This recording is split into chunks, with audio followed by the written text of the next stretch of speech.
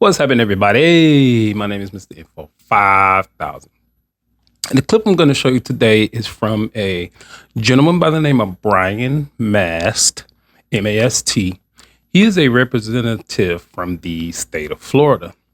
Now, what Brian Mast is going to talk about is a very good example as to why DEI is not very good. It does no good for anybody. If you don't know what DEI is in all type of programs. It's about diversity, equity, and inclusion.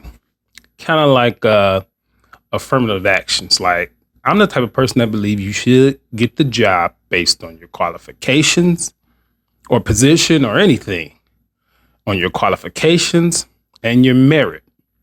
Not to fill a quota because skin color, race, or gender ideology and all this type of stuff. No second place trophies over here.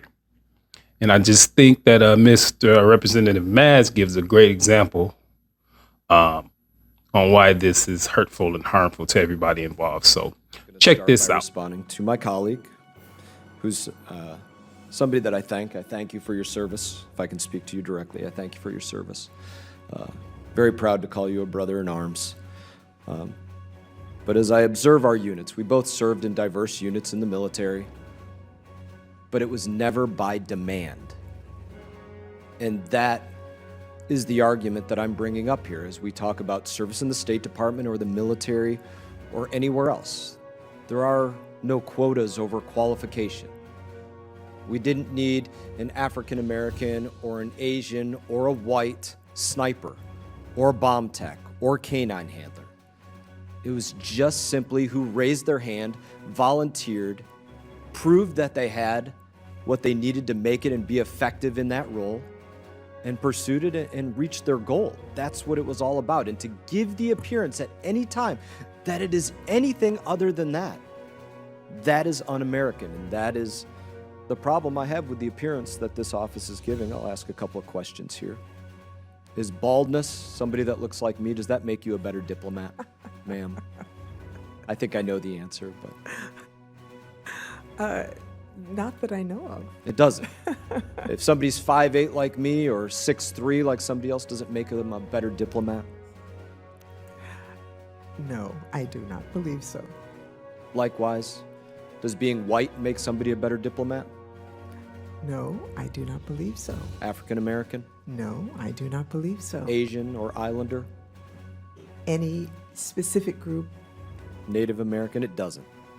I would ask this. Can you tell me, am I white?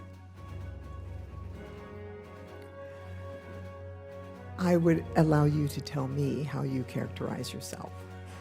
That's exactly right. I would have to tell you not just how I characterize myself, but what I am. But I'm asking, do you know if I'm white? I do not know. Half black? I do not know. Asian, Islander? Do not know. Brown? Latino? I do not know. You can't know. You can't know without asking somebody to disclose what they are. And we can't ask what somebody is, and it shouldn't matter. It shouldn't matter that I'm half Mexican. It shouldn't matter whether I'm able-bodied or ambulatory or not ambulatory. That doesn't have anything to do with what my background is, that I served in these operations in the military, that I gained these skills, that I studied this in school, that I proved that I could pass whatever tests under stress and duress and be effective in the field under situations that foreign service officers might encounter, like the withdrawal of Afghanistan, the enemy at the gates, people being targeted, trying to deal with countless number of SIVs coming in. That has nothing to do with how somebody looks. It has to do with, did they volunteer to do this? Do they have the skills to do this? Did we test them to make sure they had the skills to do this? Do we hire hard and have the ability to manage a little bit easier? And that's the problem with what I see with what's taking place here. I'd ask you another question. Can you tell me what best looks like?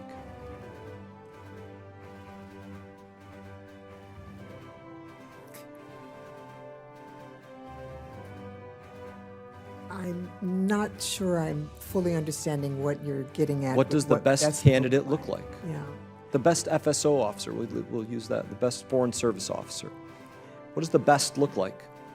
I would say the best for the particular job can look like any one of us, and that is the American way. That's what we support. Yes, ma'am. Yeah. So in that, we can't have it be that first we look for a diverse basket of candidates, as is your quote, and then after we look for the diverse basket, then we check the merit of that. The diversity can't be the number one. I want a diverse workforce. I'm glad that I served with a diverse force in the military, diverse colleagues as members of Congress. But that can't be the number one filter, because it does create an inherent bias, an inherent quota system, where people look at it and say, well, I wasn't this. I didn't.